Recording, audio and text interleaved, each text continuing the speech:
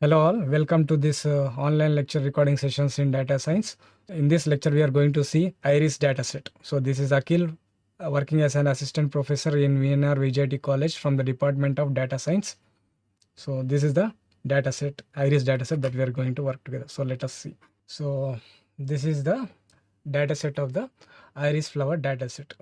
So in generally, in data science, depending upon the problem state, we can say whether we can go with machine learning, whether we can go with deep learning, whether we can go with NLP techniques. So it all depends upon the problem statement. Say suppose if my problem statement is of the numerical type, okay, if my problem statement is in numerical type, then I can go with the machine learning type, machine learning algorithms.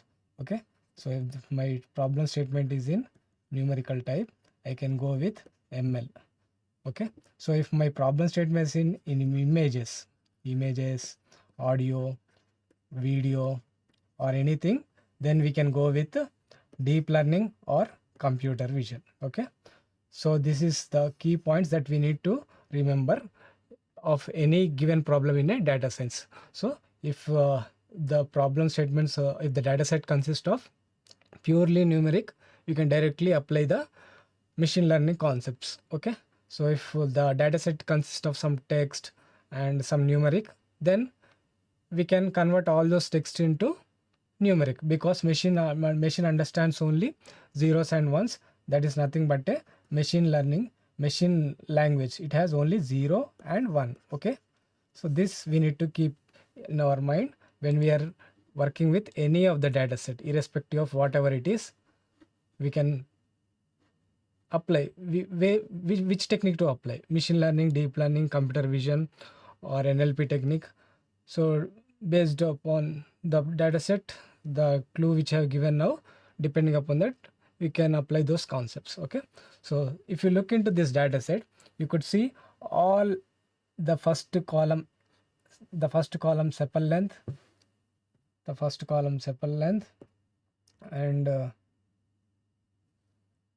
and sepal width, petal width, all are in numeric. Okay, all are in numeric. And the last column, if you see, it is in text format. Okay, so generally, since it is there in text format, should I apply?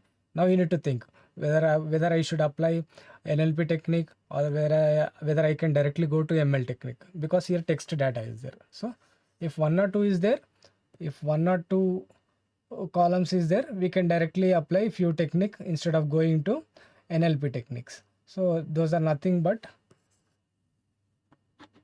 applying label encoding, one hot encoding techniques, and converting these text formats into numeric type. So if you observe this data set, so it consists of 150 samples. Okay, so 150 samples are with the columns sepal length, sepal width, petal length, petal width, and the variety of the flower. Okay, so there are 3 flowers here. One is setosa,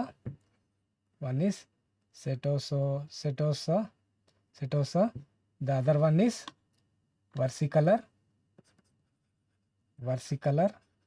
then another one is virginica. So there are these 3 types of flowers. So one is 50 samples, the other one is 50 samples, the other one is 50 samples. So total together we have 150 samples in this data set. So now my problem statement is, if I given any dimension, if I given any dimension like this, if I given randomly like this 4.6, 3.1, 1.5, 0.2, then I need to create a model in such a way that it should predict as setosa. Okay, so if I give sample like this, okay, if I give sample like this 6.5, 2.8, 4.6, 1.5, then my model should predict it is as versicolor. Okay, versicolor. So it should predict like this. So and so on for the virginica also. So depending upon this feature values, we need to predict the target value. So what are the target values and what is future values? So here target and future values are nothing but target is our output. We can call the output as target. Then future inputs, features. We can call future as inputs also. So here you tell me what are inputs and what are outputs. So these four columns are called future columns or input columns, and this variety is called as output or target.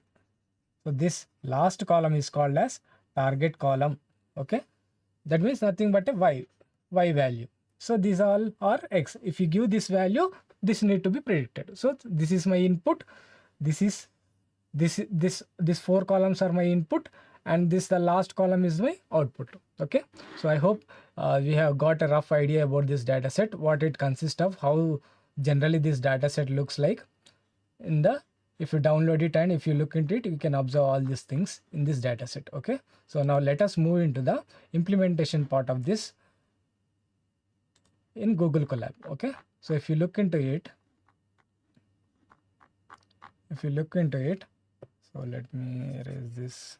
Okay, so if you look into it,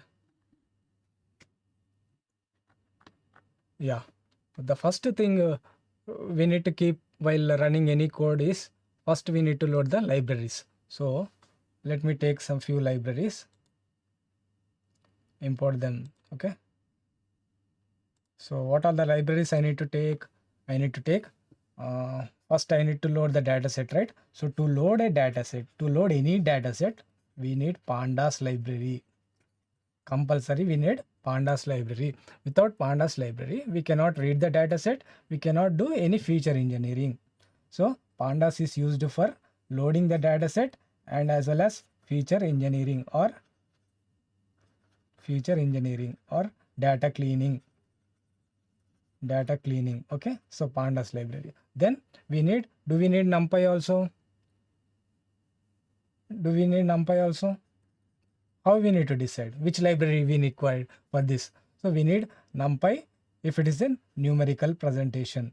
Okay, for numpy, num means numerical, py means Python, so numerical Python. So if I want to replicate in the form of arrays or matrices, I need this numpy library. So if I also need to, while calculating accuracy, I need accuracy will be like this, right?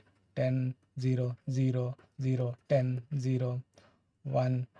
It will be somewhat like this. Okay, my accuracy will be like this if I calculate. So since it is a matrix, I need numpy also. So we come to know we need pandas, we need numpy for this data set. Okay, so do I need any other library? Yes, we need Seaborn also. Why we need Seaborn? We need Seaborn for visualization purpose, advanced visualization purpose. Okay, so these are the libraries that we need to take care. So let me give also introduction about other libraries also. So we can plot using matplotlib also. We can plot using matplotlib also. Matplotlib for visualization purpose. For advanced visualization purpose, we need Seaborn. So I want to go with advanced visualizations also in this data set. So I'm going with Seaborn. Okay. So NumPy, Pandas and Seaborn. So advanced version of SciPy, if I want to apply any advanced calculations or any advanced mathematical related numerics related to numerics, then we can go with SciPy, Scientific Python. Scientific Python is the advanced version of NumPy. Seaborn is the advanced version of Matplotlib for visualization purpose. I hope you got clear idea about NumPy, SciPy, Seaborn, Matplotlib, and which are higher versions and which are lower versions, and in which case we need to select which library, right? So as of now, we need only these three libraries: Seaborn, NumPy, and Pandas. Okay, so we need these three libraries here. Okay, because you understood my problem statement, right? I'll be giving 4 inputs. I should get 1 output. Okay.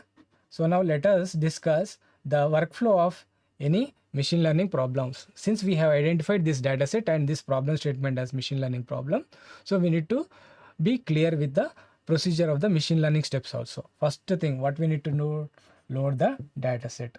First thing, we need to load the data set. Load data set. Then we need to apply pre-processing. Pre-processing, nothing but cleaning the data. We need to check the data with the help of commands like data.info, data.values, data.head, data.tail. So these are the 4 main basic commands that we'll be using with the help of pandas library, and this technique we'll apply in the pre-processing step. So after pre-processing, what we will do? After pre-processing, what we'll do? So all we need to ensure in this pre-processing steps, all our data is in numeric. Okay, then only we can go with the machine learning techniques. Otherwise, if it is in text or if it is in any other format, then we need to go with respective of that. So since if our data is in full of numeric, then we can split the data, like splitting the data, split the data or divide the data into input and output. Okay, then input and output. Then after splitting the data, we need to select the model or select the model and build the model. Select and build the model. Okay, select and build the model. Then test the model. After building the model, what we'll do? Test the model. So after testing, we need to find how many are correct, how many are wrong. So that we need to find with the help of metrics. So we need to apply a metrics to in this step. So we can know how many are correctly predicted, how many are wrongly predicted. So if many are wrong, if many are predicted wrong, then we can apply some other techniques, if you know whatever the techniques that you know, to avoid any mistakes. Okay, so this is the basic steps in the machine learning process. So after this, we can also save the model. If my metric is good, I can write 7th step as save the model and deploy the model. We can deploy the model in cloud also. That will be 8th step. Okay, so these are the 8 steps that we need to keep in mind when you are working with the machine learning data set. Okay, so now let us see the implementation part, the code execution part. Okay, so I will be explaining the code implementation part clearly, so you can look into that. Okay, so I'm importing the libraries. So I have imported, and then see, generally now what I need to do, first step, load the data set, right? So for that, I have imported the 3 libraries. Since I have found those 3 libraries are required for my data set, I have considered those 3 libraries. Then what I need to do, load the data set. So here, one thing you need to remember, what is that? There are 2 techniques.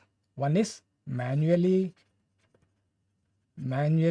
you can download Excel file or CSV file, and we can write pandas underscore read underscore CSV and give the path here, path of the data set here. This is one technique. Second thing, what is the beauty of this libraries, Seaborn library and TensorFlow Keras libraries like this have inbuilt data set. So instead of manually, we can take inbuilt data set from the libraries, inbuilt data set. So I will write SNS nothing but Seaborn, right? So from Seaborn, what I will do, I will import the data set what are there in the Seaborn library. So if I check it, what are the data sets that are there? So see, sns.get underscore dataset names means I am getting all these datasets that are there in the which library? Seaborn library. So you can see all this. See whether our data set is here. Yes, we can see here it is here. Okay, from Seaborn, if you import all the data set that are there, we are getting our iris data set. You can see Titanic data set, taxes data set, tips data set, and so many data set. So right now I want this data set, okay, from this library. Okay, so what I will do in next step,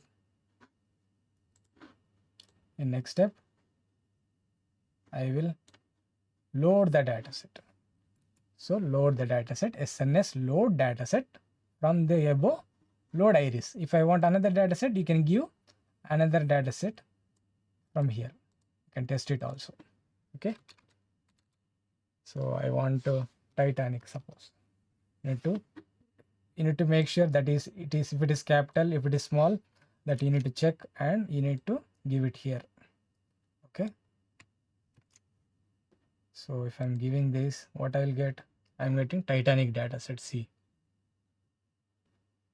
Okay, Titanic data set. Okay, so like this, we can take any data set from the Seaborn library and we can work on that. So right now, which data set I am working? Iris data set. So let us take this data set. Let us take this data set. Okay, see, now I got this data set, right? So what I have printed data.head. That means I'll get first 5 samples. So in this first 5 samples, what I'm getting? Sepal length, sepal width, petal width, and species. Okay. So, okay, we have loaded. So how many could be there in this data set? As you have seen the Excel file, 150, right? So let us take some below samples also. If you take above samples, we are getting like this first 5. So data.tail, let us check it.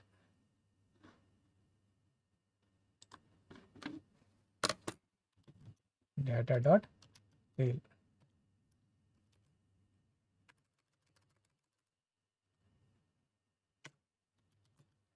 Data.tail. So what I will get below? See, since we have started from 0, we are ending with 149. So last 5 samples are this from the iris flower dataset. So now what are the 4 things that I have mentioned? What are the 4 commands from pandas that I have mentioned?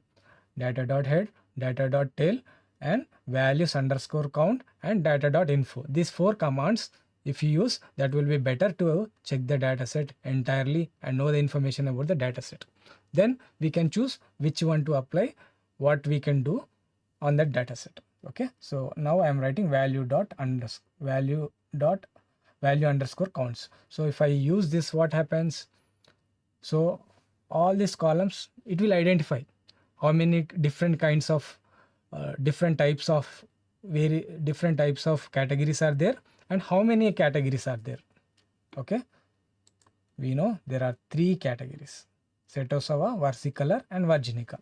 And each sample, how many it is having? It is having 50. Okay, it is having 50. You can note it here. Okay, so this function, which function? That values underscore counts. Okay, value underscore counts will identify how many different categories or different types of samples are there, how many are there. Okay, so now from this we can say there are 150 samples and there are 3 categories. Okay, each one is shown like this. Okay, now I can see the data type also, it is 64. Okay, so now value dot underscore counts is finished. Next, what you need to do, we need to check null values, mean value, median value, mode value, and those things. Okay, so for that, what command? The 4th command which I have told, that is data.info. So if I take data.info, you can see here sepal length, sepal width, petal width, all are 150. Okay, all are non-null values. non-null values. So if you have null values, we can find it here. Okay, we can find it here. If I have two null values, we'll get 148 here. So in the above, what we have done, we have seen how many samples are there. We have identified 150. So here also, when we apply data.info command, we need to check all the 150 samples are coming here or not. This is very, very important. So if it is not coming 150, then there may be null values or missing values. Then those things need to be handled by the corresponding techniques, identifying the null values and filling the null value techniques, that we need to identify it and sort out the sort out that problem and reapply and reload the data set and make it clean. Okay, so we will clean the data set. So since I'm getting 150 samples all together here, what I will do, so I'm free from null values. Okay, since I'm getting non-null values, all are 150. Okay, then we need to check here the data type also. See if the data type is in integer type or decimal type or any numeric type. It may be integer or float. So all this is float, this is float, this is float. So one thing I am observing it is here is object. This respective column is having data type as object. Object means nothing but a text format. Okay, if our data is in text format, then the data type will be displayed as object. So what I am getting here, object. So what I need to do now to convert into machine learning problem, so we need to convert this column into numerical. Yes, right. So now we'll convert the last column into numeric so that our pre-processing and data cleaning step gets over. Okay, so in the next step, I'm going to one beautiful library. So that is nothing but sklearn. Since we have selected machine learning as our goal or our problem, our solution for this data set, we need to use sklearn. Sklearn has all the things that are required for machine learning, whether it may be algorithms, whether it may be accuracy calculation, whether it is encoding technique, or whatever it may be. All those things will be present in the sklearn library. Sklearn library is used for machine learning purpose. It consists of all libraries and all the things that are required for the machine learning. So now what I will do, I will import sklearn library. So I'm importing from sklearn import label encoder. So here, so in order to convert this last column into numeric type, what I need to do, I can use different techniques. I can use NLP techniques, I can use machine learning techniques, or any techniques to convert text into vector. So here in this case we can see some techniques like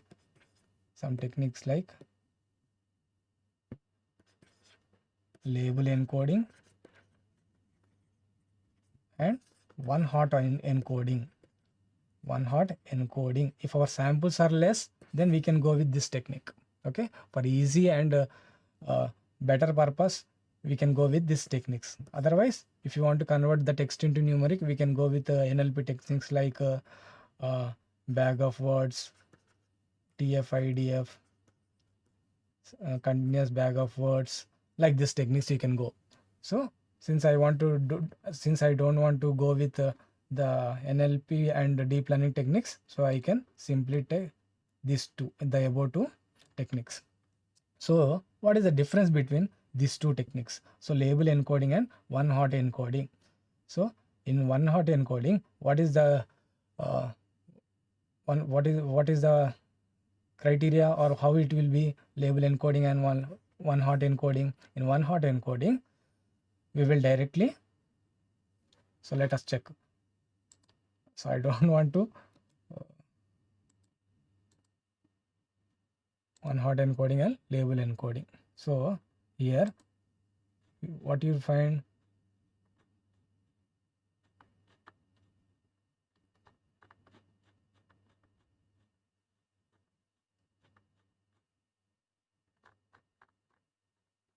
So here you can see which one, label encoding or one hot encoding. Okay, here we are assigning random values. So in case of one hot encoding, what we are doing, in case of one hot encoding, we will directly write like this. Say suppose if I'm having one sentence like he is eating. So what I will do in one hot encoding technique, so since there are three words, so I will write, if I want to represent he, then I will write, since there are three words, I'll use three binary representation, 0 0. When I want to represent is, then I will use 0 1 0. If I want to represent eating, what I will do, since it is the third word, I'll give 1 in the last. So this is how I represent in one hot encoding. Otherwise, we can go with label encoding technique. In label encoding technique, what we'll do, we'll directly assign he as 0, is as 1, eating as 2, like this. So 0 1 2 3 4, like this we will give. Okay. So when we need to apply one hot encoding, when we need to apply label encoding, how do you know? How do you know one hot encoding or label encoding, which one is better? So if our data is in ranking order, if our data is in ranking or ordinal is nothing but an order. Say suppose first rank, second rank, third rank, okay, A grade, B grade, C grade, D grade, like this. First place, second, third,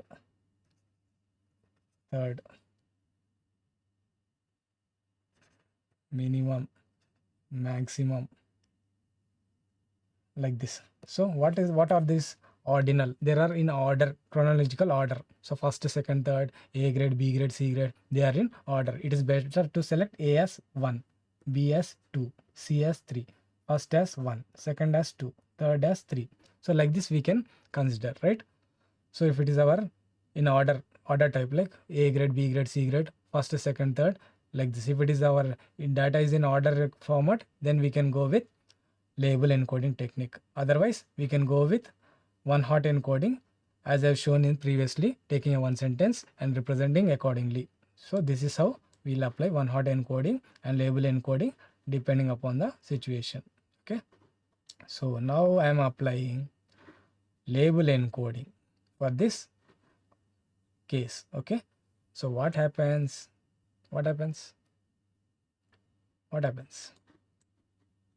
Our species will be getting converted directly into 0 0 1 2. We have only 3 species, so ranking will be given to them. So we have 3 species, 0 ranking will be given to one species, 1 ranking will be given to another species, 2 ranking will be given to the other species. Okay, like this 3 rankings will be given to 3 different species, since we are applying label encoding. So that is what it happens here. So that's why I've taken label encoding. I've taken another label LE. Then I have created one more new column, new underscore species, beside this new underscore species, and display that new species of 5 rows. See, for Setosava, it is showing 0. So let me check for tail. See, it is giving VJEC 2. That means it has assigned 0 for Setosava, 1 for versicolor, and 2 for VJEC. Okay. So now you tell me the entire pre-processing is completed or not, because our data is in numerical format. So now we can go with the next step of the machine learning algorithm. So machine learning concept. Okay. So what is the next step? We need to split the data. How we need to split the data? Say suppose we need that nothing but a target and feature or input and output. So in this case, what will take as input, what will take as output? So I will take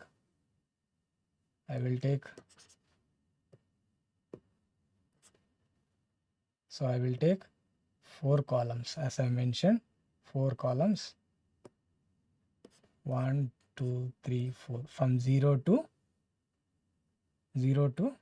4 I will take as x, that is nothing but input. Then last column I will take it as output. I need to take this because since it is in numeric format, I will consider this only instead of this. This is in text format. Okay. So from last means we can give -1.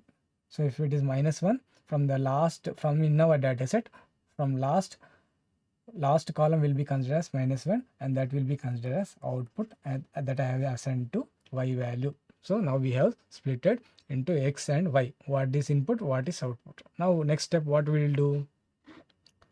We will build the model and split the data and build the model. Okay.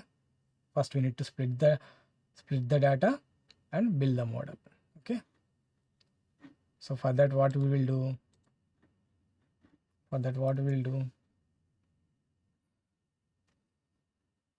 So before that, we are applying standard scaling. So let me talk about this also, this concept also, standard scaling. See, if I represent the entire values of my data set that I have created while pre-processing at the final step. So if I plot it, I'll get like this: 5.1, 3.5, 1.4, some may be 5, 6, 7, 8, 9 point something like that. Okay. So if the data is like this, what happens? We may get outliers. So that training doesn't have properly. So for this, what we need to do? We need to apply scaling technique so all our data will be ranges within some definite value. It may be 0 to 1 or some definite value. So for this, I'll apply scaling technique. There are different scaling techniques like min-max scaling, and standard scaler. Okay. So here I am applying standard scaler. Okay. Here I am applying standard scaler instead of min-max. It depends, whatever you choose depending upon the problem statement. Okay. So I am using standard scaler as my scaling technique to scale this data. So after applying this scaling technique, all my values ranges within some specified value. So now originally it is like this. So after applying scaling, when we display the scaled values, it will be like this. See. So it all only few, like 9 point, only few values that are greater than we can see here. Rest all of them have converted into some ranged values. It may be 0 to 1. Here in this case, I think it is converted into 0 to 10 values. Okay. So this is why scaling is required. So in order to avoid overfitting, underfitting, and the training should happen properly, we need to do scaling. So scaling is done here. So after scaling, what we will do? We need to split the data. Okay. So this splitting can be done in 3 ways. Okay. In 3 ways. So our data will be train data, test data, and cross validation data. So these 3 parameters we need to consider while training the machine learning model. Okay. So these all are present in where sklearn library. You see sklearn comes everywhere because we are applying only machine learning concepts here. From that library we are importing everything. If you check from the above also, you can see from sklearn we are importing all the required functions. So now we are train test split. Okay. Splitting can be done in 3 ways. So train test will be taken as a priority instead of cross validation. Cross validation is an optional. Okay, we can give cross validation or not. But if you give cross validation, again overfitting and underfitting can be overcome if you consider cross validation also. So but right now here I am just taking x and y. Okay. That means train and test. I'm not giving any validation data here. We can take validation data also. If our accuracy is not good, again, while coming back, we can check with the cross validation data also. With cross validation data, while splitting and training, how it happens. Without cross validation data, how it is happening, and that all we can check it. Okay, so here I'm just taking X and Y. Okay, so I'm just taking X and Y. So here training also, how much training I'm giving as 80%. Testing I'm giving 20%. So in 150, 80% means how much? 120 samples. You can see here 120 samples. So remaining 30 samples that are considered for testing data. Okay, so that is what here. Okay, so 80% testing and 20% for training. So if I run it, see, so I'm displaying Y train. So while splitting also, what happens? We have considered X and Y, right? What is X, what is Y? We have splitted. In above we have seen, right? 4 columns. Sepal length, sepal width, petal length, petal width.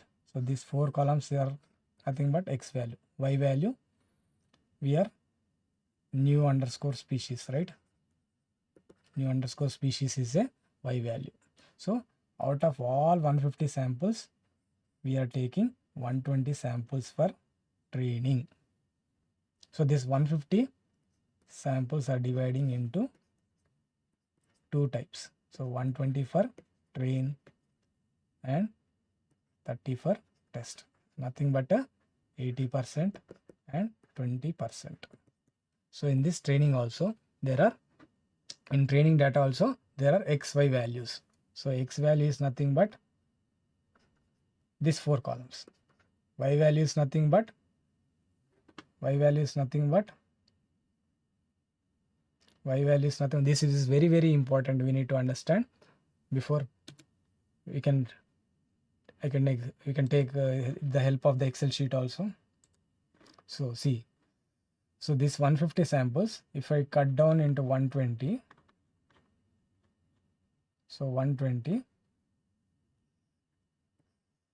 so 120 samples.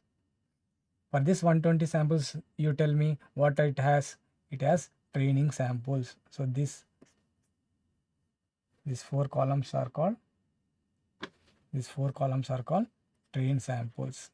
And the last column, new species, that we have got at last, we call it as test samples. So this is training. So for the test data also, what we can see for the remaining 30 samples, these are the remaining 30 samples, right? So for remaining 30 samples also, we have X and Y, X and Y. So nothing but a X test, Y test. Above ones are, for this also we have inputs and outputs, test data, 30 samples. And for above 120 samples, we have X and Y, nothing but a X train and Y train. Okay, so this is training data and these are testing data. Okay, I hope it is clear.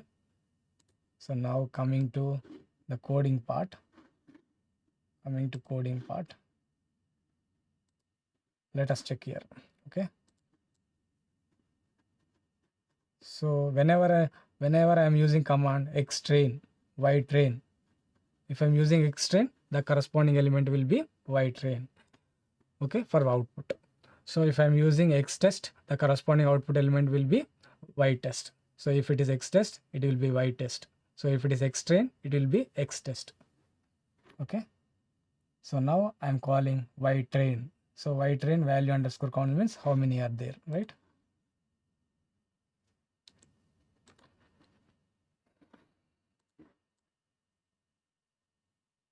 So okay, so these are Y train samples. So now after splitting is getting over. The next step is what? We need to build the model. Okay, in building the model, what we need to consider? which algorithm to choose, right?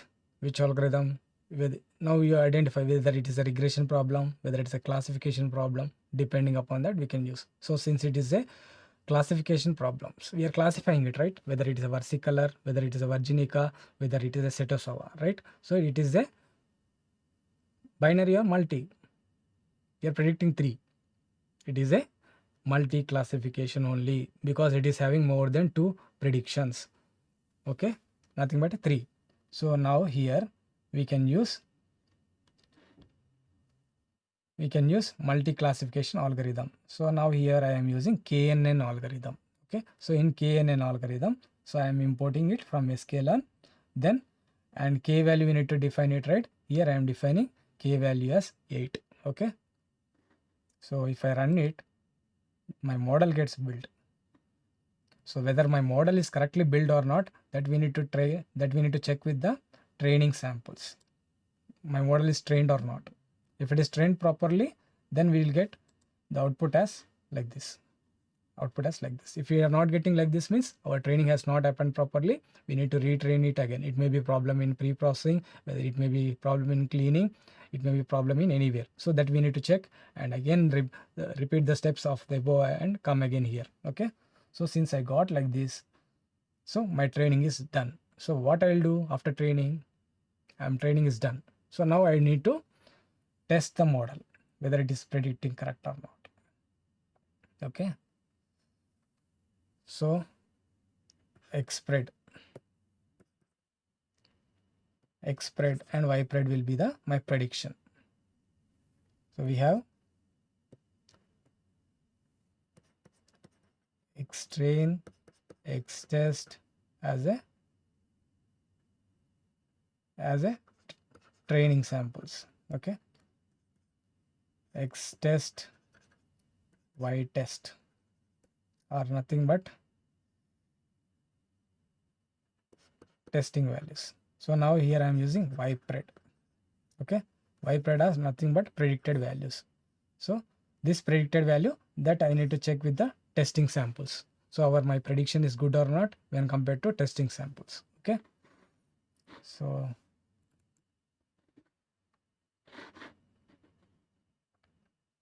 Xtest I am giving it here. For all Xtest, what are the YTest I need to get?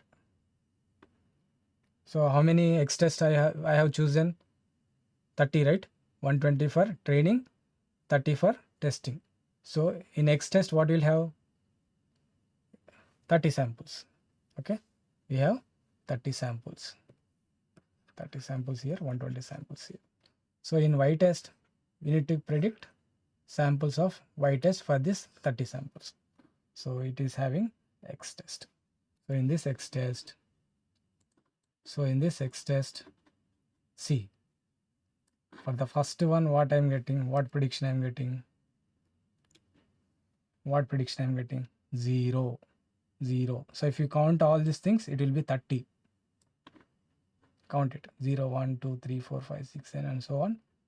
It will be 2, 3, 6, 7, 8, 9, 10, 11, 12, 13, 14, 15, 16, 17, 18, 19, 20.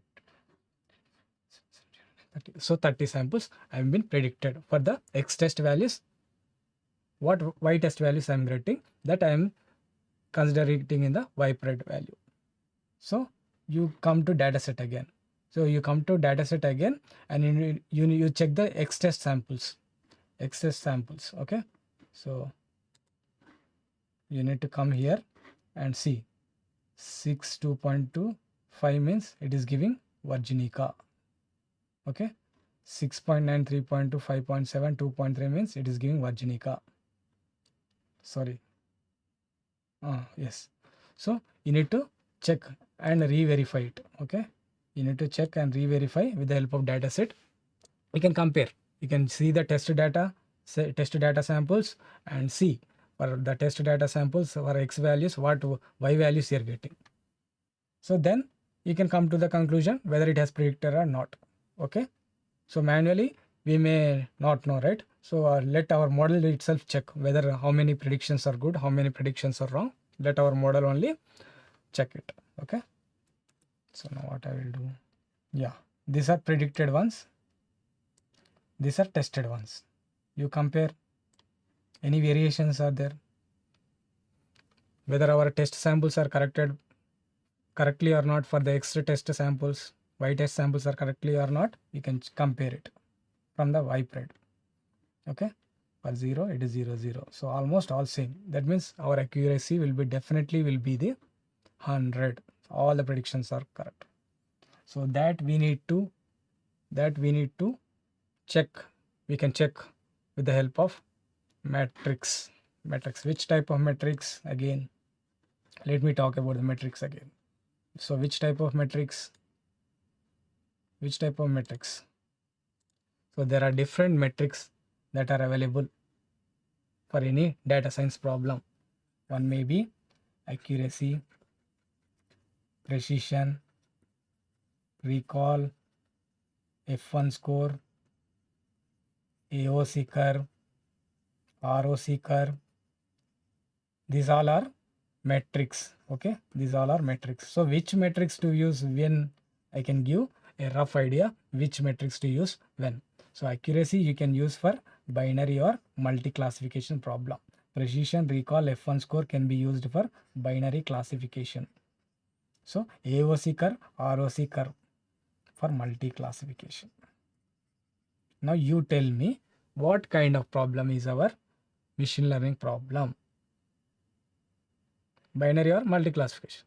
It is an multi-classification since it is having 3 categories. So in these 3 categories, see, out of all the available metrics, which one to choose? You can choose this or this or this. See, if I'm having less than 10 or less than 5, I can go with accuracy metrics. If the samples are 100, multi-classification means more than 2, right? It can be 50, 100, anything. So at that time you can go with AOC curve, ROC curve as our metrics. So right now I'm choosing accuracy as my metric to calculate how many predicted values and test samples are correct. Okay, so now what I will do, that I will need to check. Okay, so this is the confusion matrix that everyone knows. So this is the confusion matrix I got. So let me talk about this confusion matrix. So how many samples we have? Setosa, versicolor, VJEC.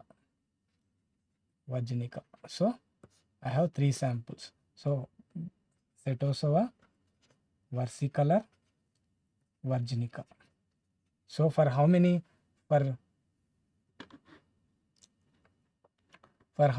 it is correct predicting? So we need to check here. For Setosa, whether it is predicting Setosa, how many? 10 are predicting. So remaining are 0. For Setosa sample, what my model is predicting? For Setosa input, whether it is predicting Setosa or versicolor, VJEC, we need to see. If it is predicting Setosa only, we'll get value here 10. Okay, how many samples are there? That many will get hit here. So if it is some samples are predicted from samples of Setosa are predicted as versicolor, then we may get 9, 1, 0. Okay, so here I'm getting for 10 samples I'm getting Setosa as prediction. So for my versicolor, what prediction I'm getting? How many are predicted as versicolor only? For versicolor, how many versicolor are predicted? Are there any samples predicted as Setosa? No, right? Because we have got 10 here. Okay, so no Setosa is predicted, no VJEC is predicted for versicolor. So similarly for VJEC, how many VJEC samples are predicted as Setosa? See, observe here, 0 we are getting. That means no, for VJEC there are 0 samples that are predicted as Setosa. For VJEC, whether it is predicted as versicolor? No, right? All are predicted as VJEC. So I'm getting 10 here. Okay, so if you look at the diagonal matrix, we need to come to the conclusion. For Setosa, it is predicting Setosa. How many samples? 10. For Setosa versicolor, how many samples it is predicting? If I ask, we need to say 0. For VJEC, how many it is predicting versicolor. For versicolor, how many it is predicting virginica. How you will tell? You need to check it here. So you need to see here. So we need to see here how many are wrongly predicted, how they are wrongly predicted, in what way they are predicting. For Cytosava, how many wrong samples, that wrong samples are what? That you can see all the things in the matrix, confusion matrix. Okay, this is very, very important. It may take some time to allot for this particular topic and study it thoroughly to identify the wrong samples. So if it is wrong samples, in what way it is predicting wrong? If it is like this, in what way it is predicting wrong? In what terms it is predicting? That we need to check. So by fortune, here there are no wrong predictions. So all are predicted correct. How we can come to know? By checking the diagonal matrix. Okay. So for checking diagonal matrix, you can see the correct predictions. For wrong predictions, you can see the remaining ones. That wrong predictions also, what kind of wrong predictions? You need to draw like this. Draw like this. This is three samples, right? If it is 4 samples, you need to write 4 samples and we need to find the analysis for that. Okay. Okay, right. Then we have seen the confusion matrix and found that all samples are predicted correct, right? So let me calculate accuracy for this type of problem. Yeah, I got accuracy for test and predicted ones as 100. 1 means 100. If it is 0.9, 0.8 means 0.9 means 90. So it is 100. If you multiply this with 100, we'll get 100 as accuracy. Okay. So our prediction is good. So now what can I do? I can save the model, right? I can save the model. This model is predicting all samples are correct, right? So my pre-processing, my training, everything that I have there, that are very good, right? So I have spent so many days. So I have spent so many hours working on it to create this type of model which is predicting correctly in terms of every sample that I'm giving. So at that point of time, you need not waste time again doing pre-processing, again doing training. So what you can do directly, you can save the model with what? .pkl. So .pkl is used to save any machine learning problem. Okay. So with .pkl extension, we can save this model. Okay. So here we can save this model. Okay. So let me show it.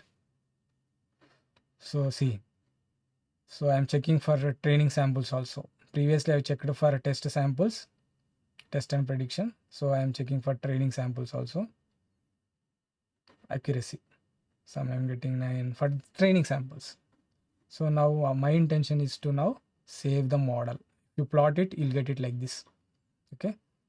So you need to study these graphs also, how it is deviating, why it is coming curve, why it is coming flat, why it is going steep, that you can study from this graph. Okay. So that I'm not discussing here. So now we'll directly move to the saving the model. So for saving the model, we need to remember 2 concepts here. Joblib library. You need to take joblib library to save the machine learning problem. Okay. So here what we are doing, so I can put in one name. That name is KNN. You can give any other name. So here I can give any other name. I can give my name Akhil.pickle. Akhil.pickle or whatever it may be. So again, this is my file name that I'm going to save. Okay.